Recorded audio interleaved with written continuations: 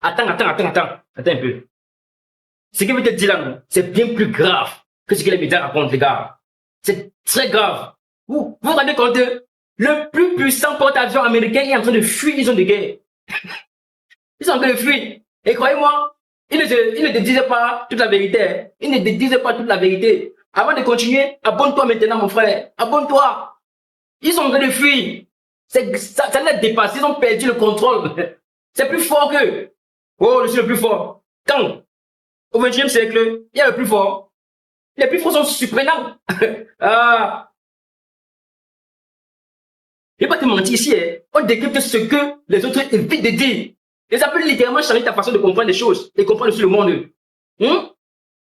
Alors, calme-toi et écoute très attentivement ce qu'il veut te dire.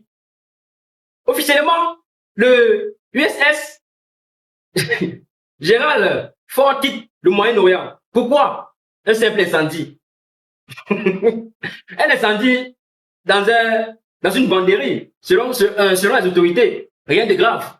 Le navire reste opérationnel, tout est sous contrôle. Selon ce qu'ils disent, hein, tout est sous contrôle. Mais alors, pourquoi quitter la zone en pleine crise? Ça, c'est la question. La question piège même.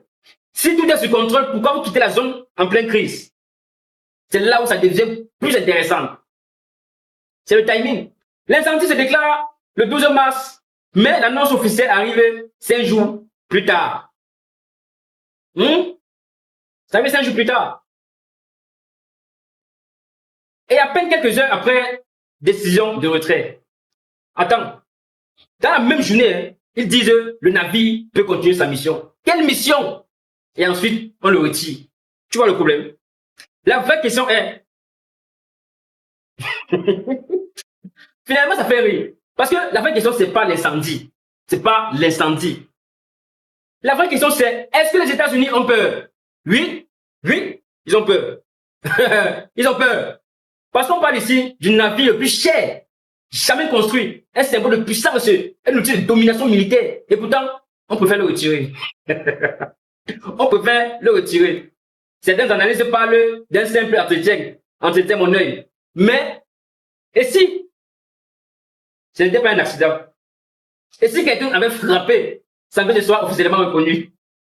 Parce que, soyons honnêtes, pourquoi ce genre d'incident n'arrive jamais ailleurs, mais arrive justement dans une zone aussi tendue?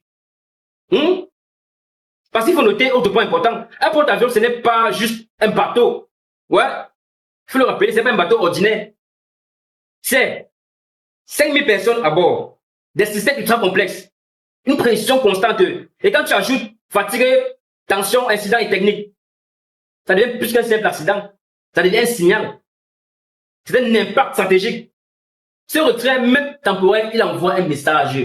Vous n'allez pas nous tourner avec vos discours politiques bizarres, à dormir debout. Non. Ça envoie un message très clair. Ça envoie un message aux alliés, un message aux adversaires. Et surtout, il fragilise une image. Parce que quand ton symbole de puissance quitte le terrain, ça change la perception. C'est normal. On ne défie pas les lois de la nature. C'est un moment émotionnel. J'attends vos réactions en commentaire. Franchement, soit c'est une coïncidence énorme, hein. Soit il se passe quelque chose qu'on ne nous dit pas. Ou qu'on n'a même pas envie de nous dire. C'est un secret de polichinelle selon moi. Mais on réussit quand même à récolter. Et ça, c'est là que ça devient inquiétant. Incident technique ou stratégie cachée. Une chose est sûre, ce genre de décision ne se prend jamais au hasard. Et ce que tu vois, ce n'est peut-être que la surface. Si tu veux comprendre ce qui se passe réellement, c'est ce qui te reste à faire. Le bouton abonner en bas de la vidéo là, clique sur ça. Parce qu'ici, on ne s'arrête pas aux versions officielles. On cherche ce qu'il y a derrière. Bien évidemment, c'était votre paparazzi, votre humble serviteur, votre éducateur autant pour moi. Si tu ne veux rater aucune de mes analyses prochaines, tu connais ce qu'il te reste à faire. Activez les notifications. Parce que cette vidéoconférence, il y aura une continuité. Ça ne peut pas finir comme ça. Il fuit le conflit. Pourquoi? Il ne peut pas fuir, ça ne peut pas finir comme ça. C'est loin d'être fini. Donc, je vais te courant de tout ce qui se passe. Vous êtes les meilleurs. Vous le savez déjà. Portez-vous bien.